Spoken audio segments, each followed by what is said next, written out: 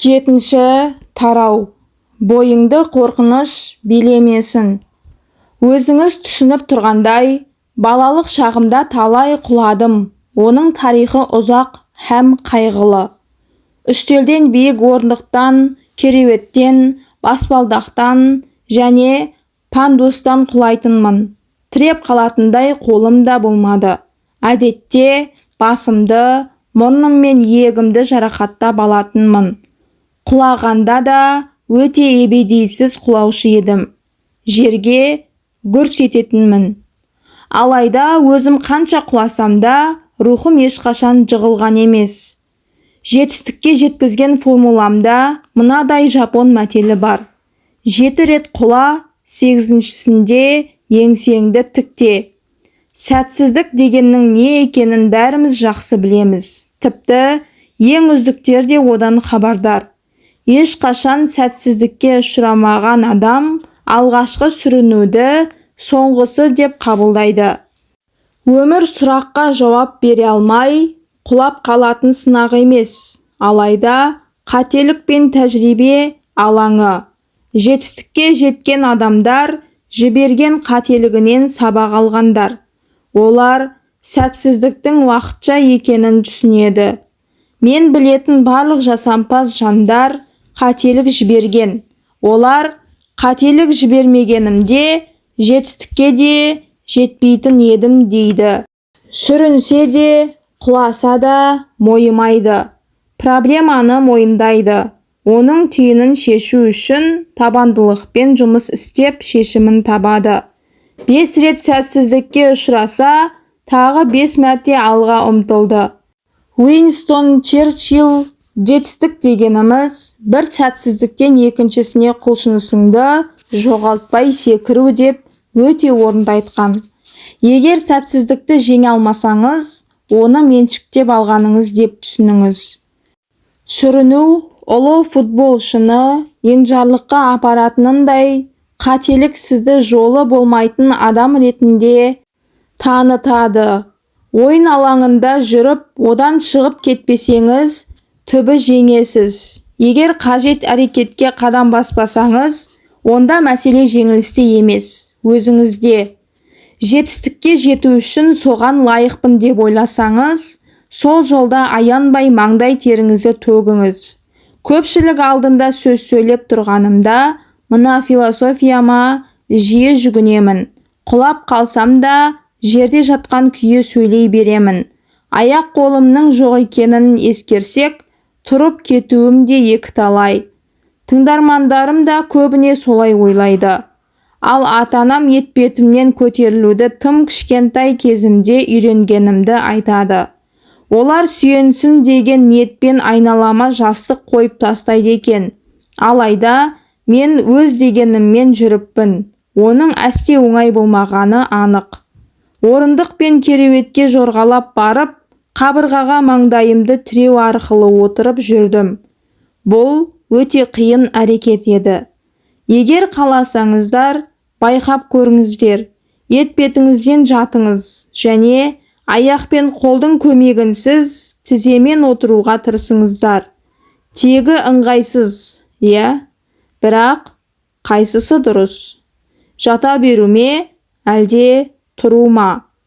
Сіздер жорғалаудың не екенін білмейсіздер.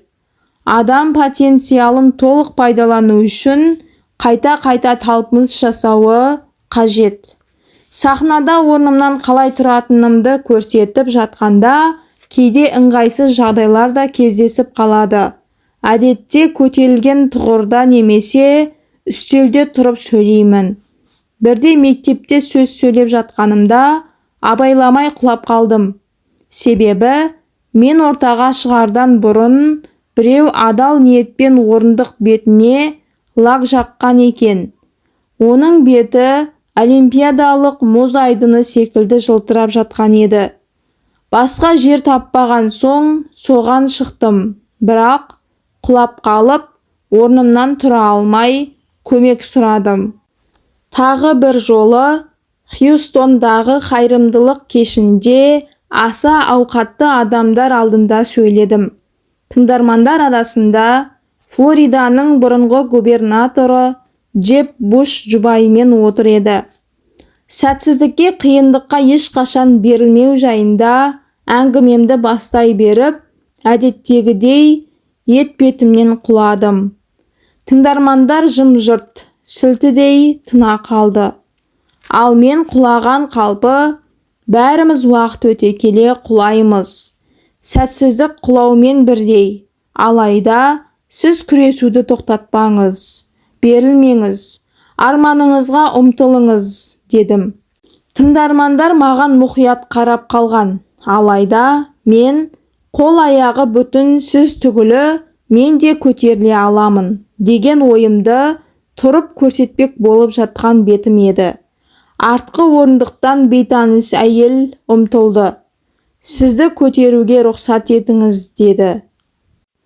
Маған көмек қажет емес, дедім тістеніп. Бұл сценариімнің бір бөлігі.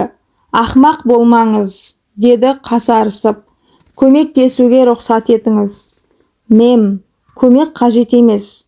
Құдай үшін кетіңіз. Сөзімді әрі қарай жалғастыруым керек. Жарайды, сізге осылай ыңғайлы болса, деп кері қайтты. Бейтаныс әйел орнына отырған кезде тыңдармандар да жеңілдеп қалғанына күмәнім жоқ.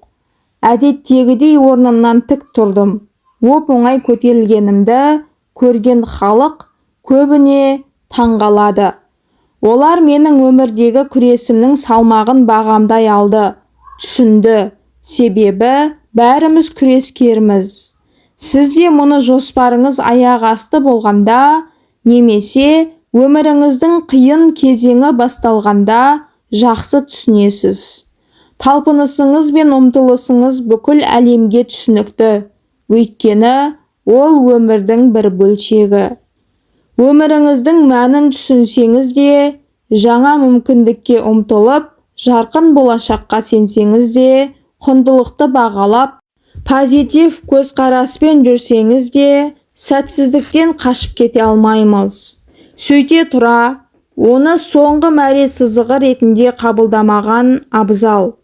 Оны өліммен немесе өзге жаманшылықпен салыстырмаңыз. Себебі күрес дегеніңіздің өзі өмір. Ал сіз алаңда жүрсіз. Демек, бізді қиындық пен сәтсіз шыңдай түседі. Сәтсіздік сабақтары. Сәтсіздікті жоғарыдан келген айрықша сый деп қабылдауға болады. Себебі сол арқылы шыңдаламыз. Сәтсіздік пен жеңілістен қандай үлгі алуға болады? Мен кез келген сәтсіздіктен өте маңызды 4 сабақты көріп тұрмын. Біріншісі тамаша ұстаз. Екіншісі мінезді шыңдайды. Үшіншісі адамды жігерлендіреді. Төртіншісі жетістікті бағалауға баулиды. Сәтсіздік тамаша ұстаз. Иә, тура солай. Кез келген жеңімпаздың жеңілген сәті жоқ дей алмаймыз. Әрбір чемпион кезінде жеңіліс дәмін татқан. Роджер Федерер әлемдегі ең үздік теннисші. Алайда оның өзі әр ойынды, сетті немесе турнирді ұта бермейді. Роджердің де қателесетін кезі болады. Ол да жеңіледі. Әр матчта өзі қалаған тұсқа допты 10 реттен аса дәл түсіре алмайды. Сәтсіздіктері мен қателіктерінен сабақ ала отырып, алға ұмтылады. Міне, сондықтан ол чемпион. Федерер әр ойында үздік болуға тырысады. Дегенмен, әр турнирді, сетті немесе матчты ұтуға міндетті ме? Сіздің де жетістікке жетем деп ұмтылғаныңыз жөн. Бар күш жігеріңізді жұмсай отырып, жұмыс істеңіз. Жаттығыңыз, оның негізін үйреніңіз және өзіңіздің сәтсіздікке ұшырауыңызды біле тұра, барлық күшіңізді сарп ете еңбектеніңіз. Сәтсіздік шеберлікке бастайтын соқпақ. Тыңдаңыз, інім мені үнемі қағытып отырады. Шешендік өнерге ден қоя бастағанымда, тыңдарманымды таба алмағанымды жиі есіме салады. Сахнаға шығу үшін мектептер мен қайырымдылық қорларына жалынып өтініш жасайтынмын. Алайда олар бас тартатын. Кейбіреулері мені тым тәжірибесіз деп санады. Енді біреулеріне қарапайым болып көріндім. Осыдан кейін көңілім су сепкендей басылды. Әйтсе де, жүрегімнің түбінде жеңімпаз болатынымды сездім.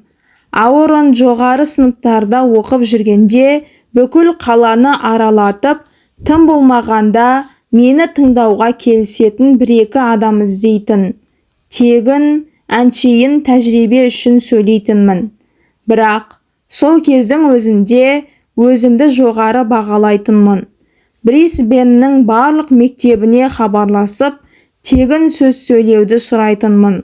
Көбіне бірден бас тартатын. Солай бола тұра, әрбір бас тарту одан сайын қайрай түсетін. Сен ешқашан берілмейсің бе? Деп сұрайтын Аурон. Я, мен алған бетімнен қайтпадым. Себебі әр бас тарту маған ауыр тиді. Дегенмен, өмірдегі жолым шешендік өнер екенін түсіндім. Кәсіби шешендікке ұмтылдым. Тыңдарманымды тапқан күннің өзінде де бәрі тамаша бола қоймайтын. Брисбендегі бір мектепте сәтсіз сөйледім. Ойым бөлініп кетті ме? Тақырыптан шатасып қалдым. Қатты қобалжыдым. Сөзімді қайталай бастадым. Сол сәтте кетіп қалғым келді. Ешкімнің көзіне түскім келмеді. Нашар сөйлегенім сондай, тіпті өсек сөзге айналып кетеме деп алаңдадым. Енді сөз сөйлеуге ешкім шақырмайды деп ойладым. Әңгімем аяқталғанда мектептен өзімді сығылған лимондай сезініп шықтым. Қасықтап жинаған абыройым шелектеп төгілді. Біз кейде өзімізге келгенде ең қатыгез сыншыға айналамыз. Сол сәтте менің басымда да тура сондай жағдай орын алды. Бірақ осы сәтсіздік арманыма одан әрі ұмтылуыма ықпал етті. Өнерімді жетілдіріп, әлде қайда жақсы деңгейге жеткіздім. Жетілудің өзі мақсат екенін түсінген кезіңізде ғана бойыңызда жеңілдік пайда болады. Әрбір қателік бір баспалдақ, ал одан алатын сабақ келесі жолы оған қайта ұрынбау. Қандай да бір сәтсіздіктен кейін оған беріле салсаң, ешқашан қайта тұра алмайсың. Сәтсіздіктен сабақ алып, әрі қарай ұмтылсаң, жетістік сені көп күттірмейді. Айналаңыздан қолдау табасыз. Жеткен жетістіктен рахаттанасыз. Құрметті тыңдармандарым, видео ұнаса, каналыма әлі де тіркелмеген жаңа тыңдарманым болсаңыз, каналыма тіркеліп, лайк басып, өз ойларыңызды жазып, әрі достарыңызға жіберіп, олардың да мотивация алуына себеп болыңыз.